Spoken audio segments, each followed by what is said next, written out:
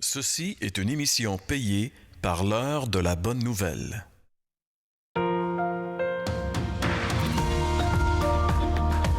Suivant ce que nous ont transmis ceux qui ont été des témoins oculaires dès le commencement et sont devenus des ministres de la parole, il m'a aussi semblé bon de les exposer d'une manière suivie, excellent Théophile, afin que tu reconnaisses la certitude des enseignements que tu as reçus.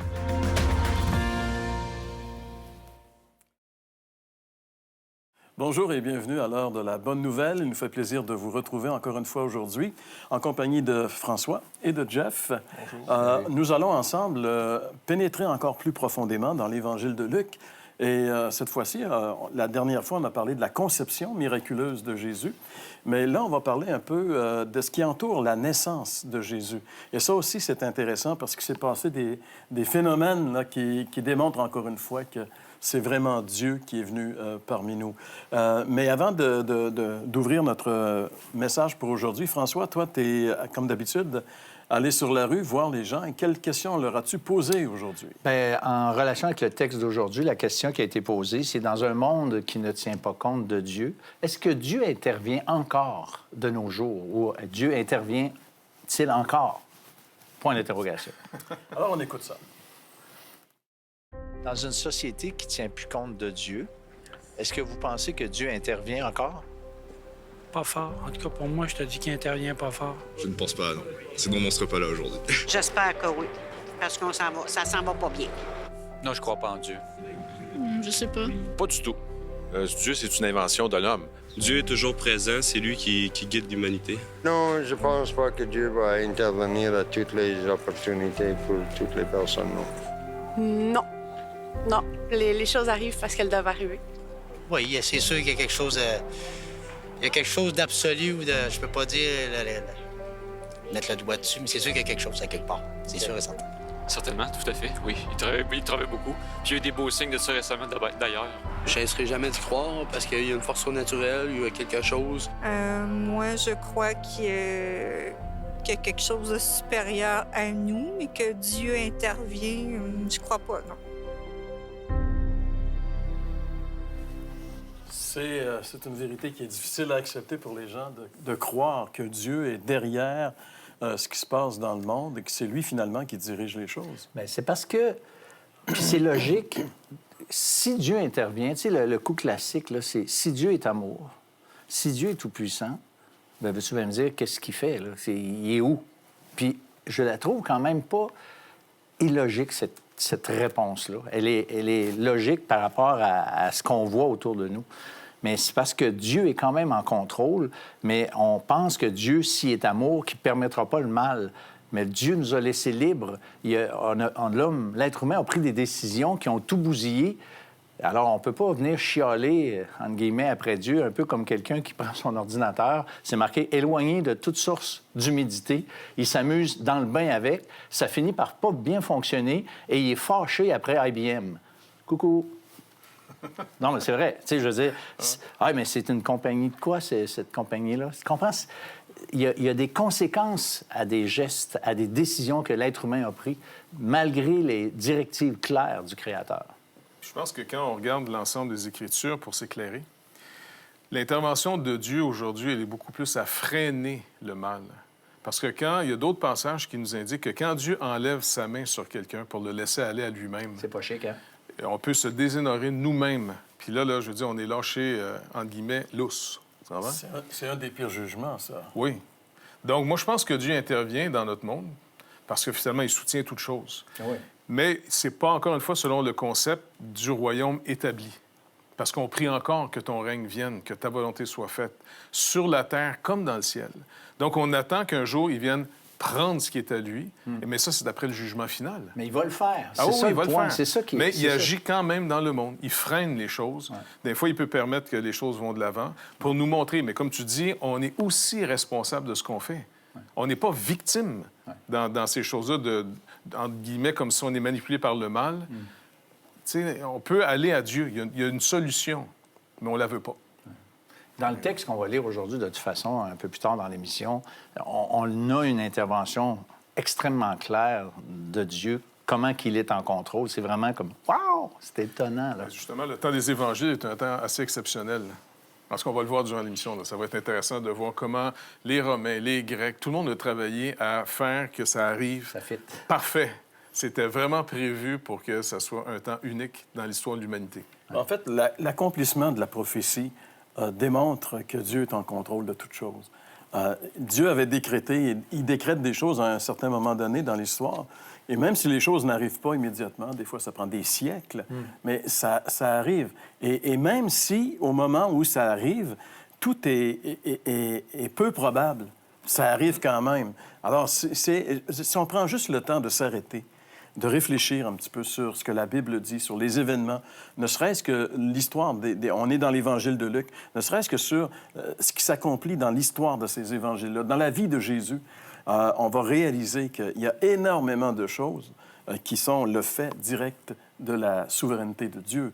Dieu est au-dessus de toute chose. Mais ça paraît pas toujours. Comme tu disais, les gens qui souffrent souvent perdent de vue cette vérité-là, parce que leur vue est centrée sur leur souffrance, sur leurs difficultés. J'avais entendu des Juifs qui disaient que lors de la Shoah, ils se demandaient où il est notre Dieu. Tu sais. Il avait raison de se poser une question. Moi, c'est ça. Émotionnellement, moi, je comprends très bien cette question-là. Mais il faut avoir les oreilles ouvertes pour comprendre autre chose. Au-delà de cette question-là, il y a des réponses. La Bible nous donne des réponses. Et c'est ce qu'on va voir aujourd'hui à travers le texte que nous allons lire. Nous allons réaliser que Dieu est au-dessus de l'histoire de l'humanité. Il dirige les événements pour l'accomplissement de ce qu'il a décrété dans sa parole. Mais ça confirme évidemment l'exactitude des textes bibliques. Mais encore une fois, aujourd'hui, on a le privilège, le plaisir d'avoir avec nous Dominique Angers, professeur de l'université dans la théologie, la faculté de théologie de Montréal. Il va nous parler encore une fois de la fiabilité des textes bibliques avec Jeff dans un instant au retour. Vous avez des questions ou des commentaires sur ce que vous venez d'entendre? Contactez-nous par téléphone ou réagissez sur les médias sociaux.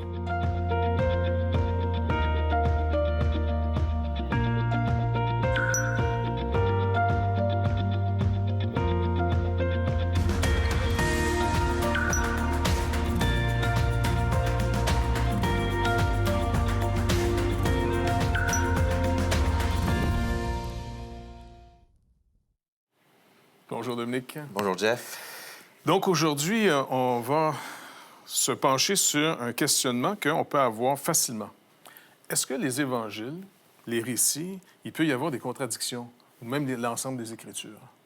C'est vrai que les évangiles, parfois, nous rapportent les mêmes événements et ils le font d'une manière un peu différente quand on les compare.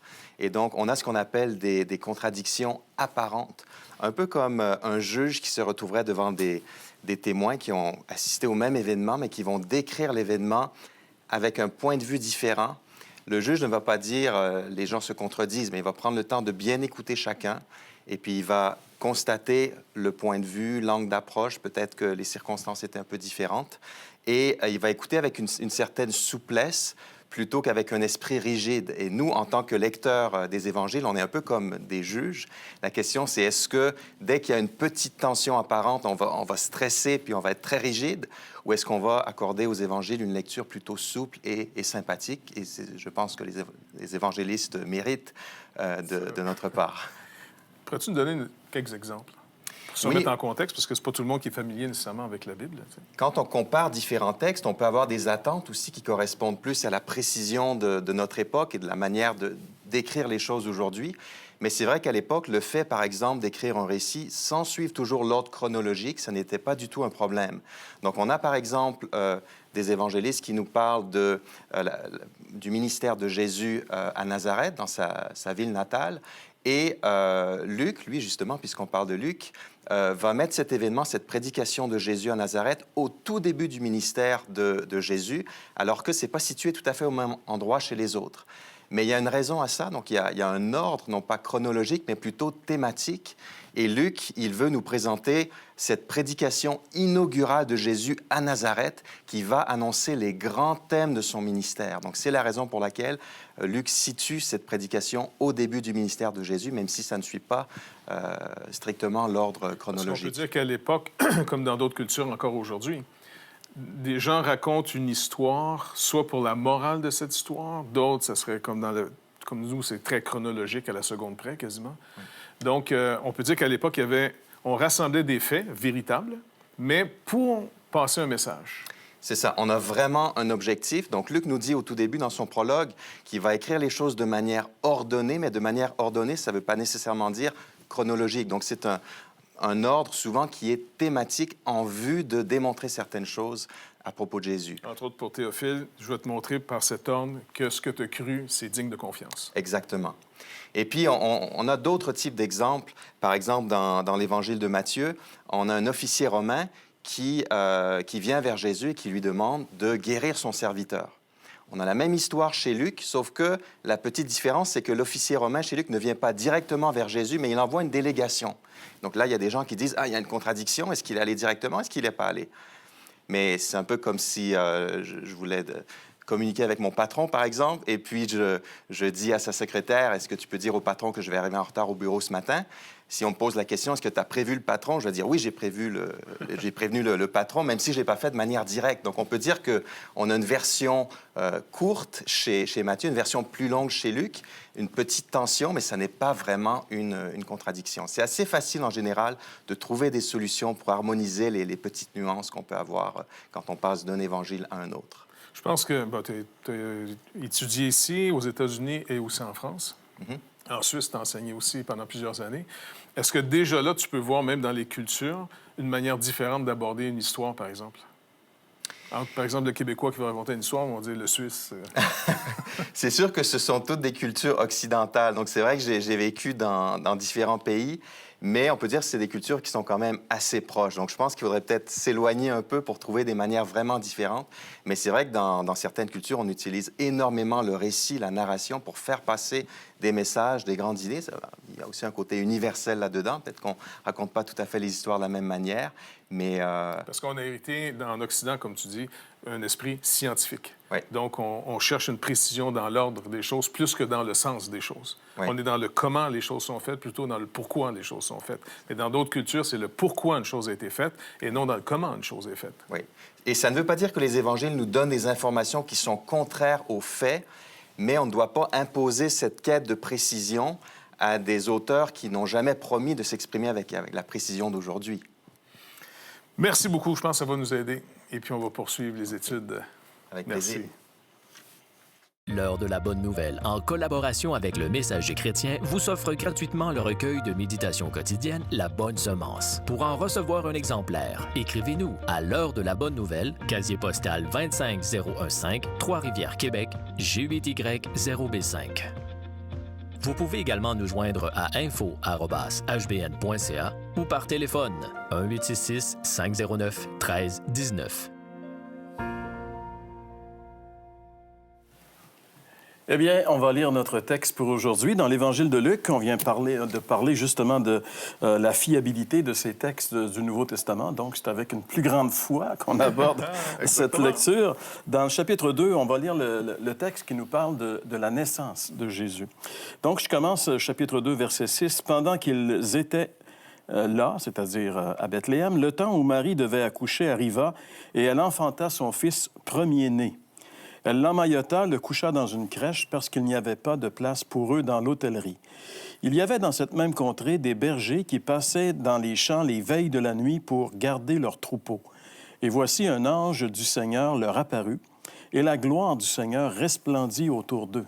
Ils furent saisis d'une grande frayeur. Mais l'ange leur dit, « Ne craignez point, car je vous annonce une bonne nouvelle qui sera pour tout le peuple le sujet d'une grande joie. C'est qu'aujourd'hui, dans la ville de David, il vous est né un Sauveur qui est le Christ, le Seigneur.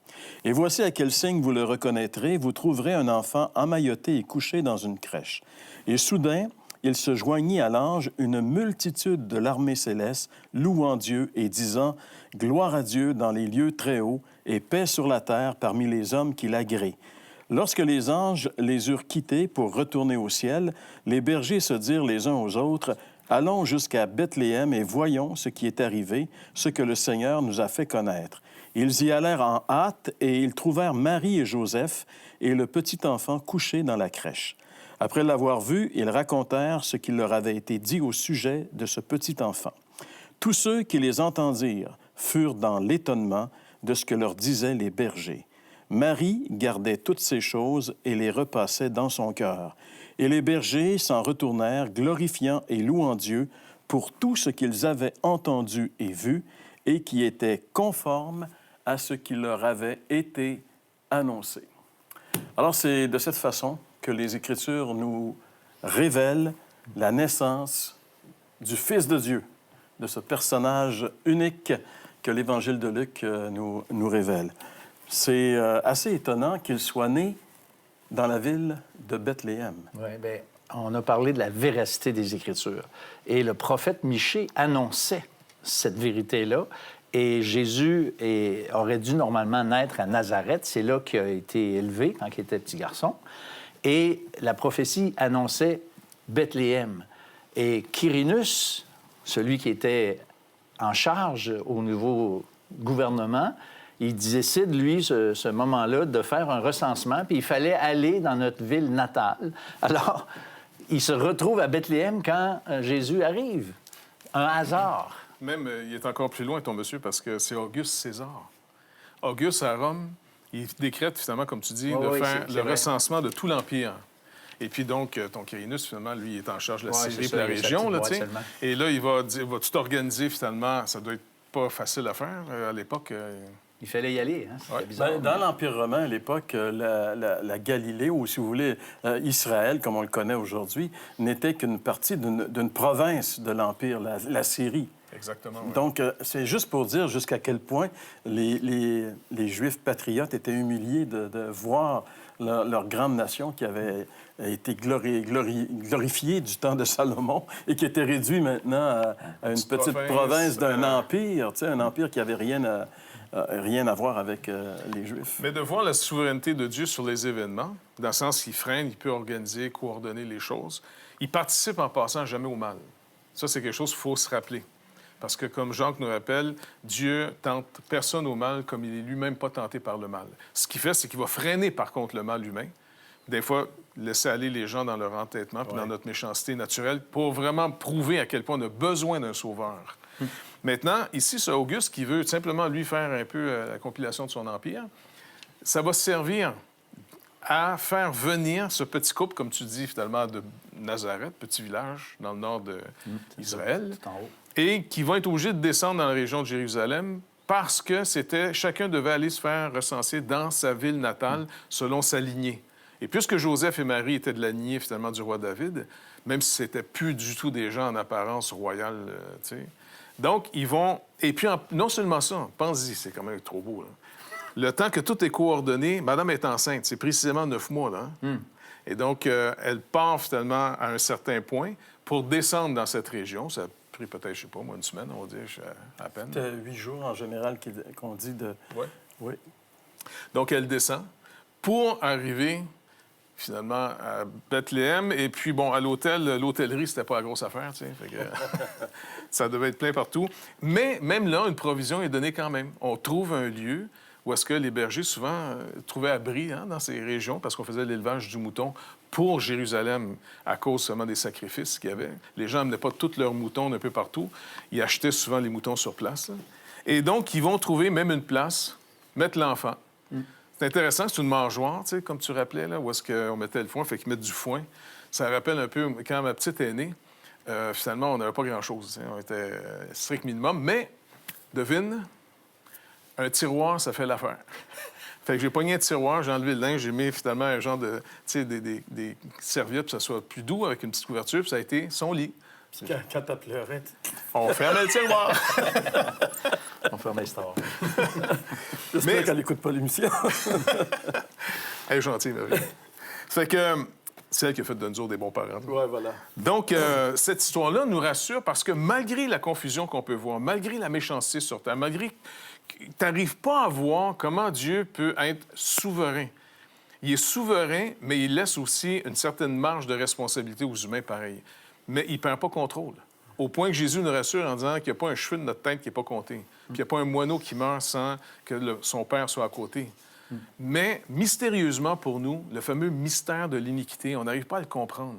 Mais je suis certain qu'à certaines périodes, quand Dieu retire sa main Tu sais, on pense aux Allemands avec la Deuxième Guerre mondiale. C'était un peuple extrêmement instruit. L'Église était très présente dans la culture, mais 2 guerres causées par une des nations les plus instruites, qui avait finalement l'Évangile, et néanmoins, ça peut tourner au vinaigre sans problème.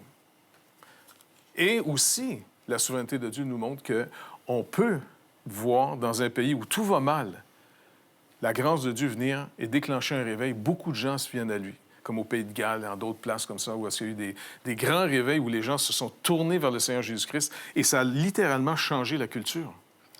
Le recensement de César a fait bouger, en fait, tout l'Empire. Ouais.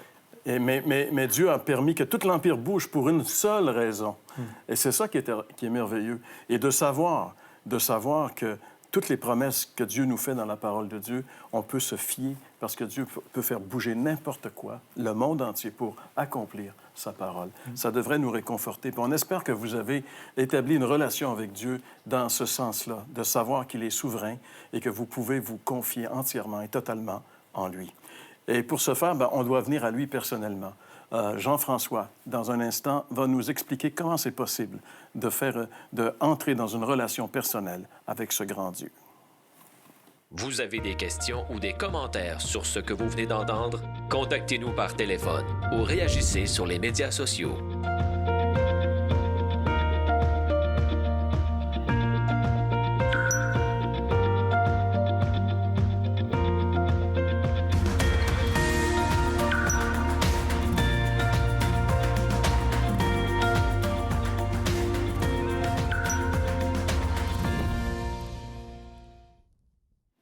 Imaginez-vous que la reine d'Angleterre vienne nous visiter ici au Canada, puis qu'au lieu de s'en aller dans un palais présidentiel, elle décide de s'en aller dans les champs avec les bergers.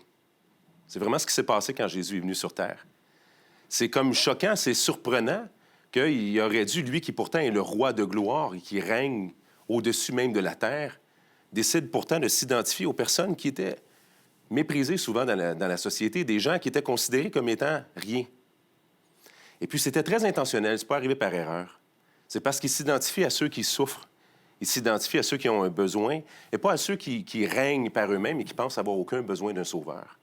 C'est la naissance d'un sauveur qui dit sauveur, dit avoir besoin d'être sauvé. Quelqu'un qui n'a pas besoin d'être sauvé n'a pas besoin d'un sauveur, du moins selon sa propre constatation. Mais donc, il s'est identifié à des pécheurs. Par contre, et là, il y a les anges qui arrivent. Il ne faut pas s'y méprendre. Ce n'est pas un enfant comme les autres. Il y a toute cette fanfare-là qui arrive. Et là, on peut comprendre que les bergers sont effrayés. Imaginez-vous qu'il arrive des anges même qui se mettent à chanter les louanges.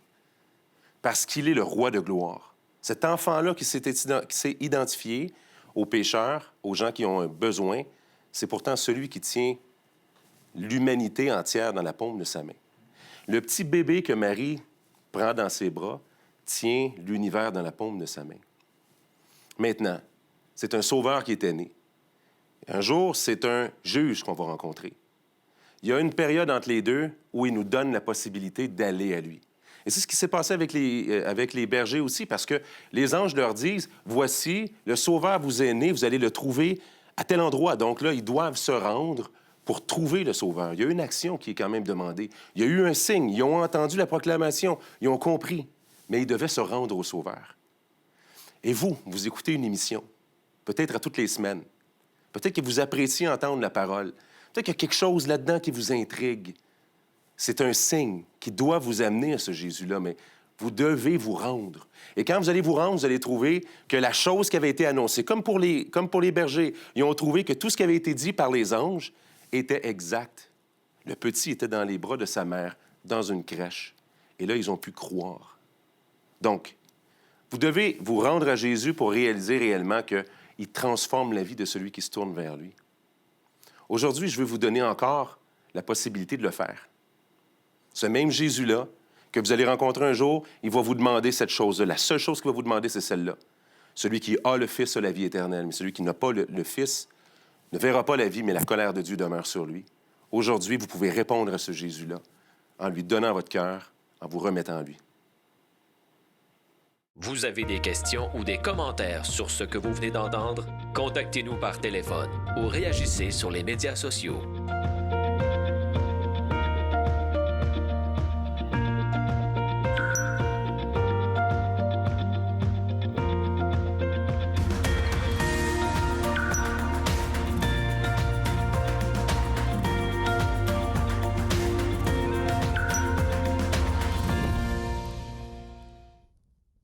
L'heure de la bonne nouvelle, en collaboration avec le Messager chrétien, vous offre gratuitement le recueil de méditation quotidienne La Bonne Semence. Pour en recevoir un exemplaire, écrivez-nous à l'heure de la bonne nouvelle, casier postal 25015, Trois-Rivières, Québec, G8Y0B5. Vous pouvez également nous joindre à info@hbn.ca ou par téléphone 1-866-509-1319. Oui, comme on l'a vu dans la parole de Dieu, comme on l'a vu dans le témoignage que nous a rendu Jean-François, le Seigneur est vivant, le Seigneur est souverain et il nous connaît, il connaît tout de nous. Hein. Ça peut être épeurant jusqu'à un certain point. Puis ça peut être aussi réconfortant de savoir que malgré ce que nous sommes, Dieu persiste quand même à nous aimer. Ouais. Ça, c'est vraiment quelque chose. Hein. Et de ne pas oublier aussi pour ceux qui vont mettre leur confiance dans l'œuvre de Jésus-Christ pour eux. Un peu comme Jean-François dit, qui vont venir à lui pour trouver en lui celui qui peut les racheter. Ils vont découvrir que toute l'action de Dieu dans l'humanité, les bonnes choses et les mauvaises choses, tout concourt au bien de ceux qui aiment Dieu, qui sont appelés selon son dessein. Donc, il y a même des choses mauvaises dans ma vie qui ont été essentielles pour que j'aille au Seigneur. Si j'avais eu tout ce que je voulais dans la vie, bien, je serais resté finalement dans la mort. Ouais. Mais même les mauvaises choses, et surtout souvent les mauvaises choses, m'ont poussé à trouver un Rédempteur, un Sauveur. Y a-t-il un sens à cette vie? Et c'est en Christ qu'on peut le trouver. Il y a un verset dans l'Ecclésiaste qui dit vaut mieux aller dans une maison de deuil que d'aller dans une maison de festin. Parce que justement, dans le malheur, dans l'épreuve, dans les choses difficiles qui arrivent, on s'arrête à un moment donné. En tout cas, par la grâce de Dieu, c'est plus facile de s'arrêter, de se questionner et de venir à lui. Ouais. Et c'est ce qu'on découvre après être devenu chrétien. Quand on réfléchit un petit peu à notre vie derrière, on se rend compte qu'il y a tellement d'endroits où ça passait pas. C'est Dieu qui a permis qu'il se passe des choses à ce moment-là. On le voit après. Et comme tu disais, on peut le remercier même pour les choses difficiles qui nous ont obligés de réfléchir et souvent de crier à lui pour sortir de la situation. Et là, il s'est révélé à nous. C'est ce merveilleux Seigneur qu'on aimerait que vous connaissiez, vous aussi. Il est mort sur la croix pour vous. Tout ce que vous avez à faire, c'est de venir à lui. On vous souhaite une bonne semaine et on vous donne rendez-vous la semaine prochaine pour une autre émission de l'heure de la bonne nouvelle.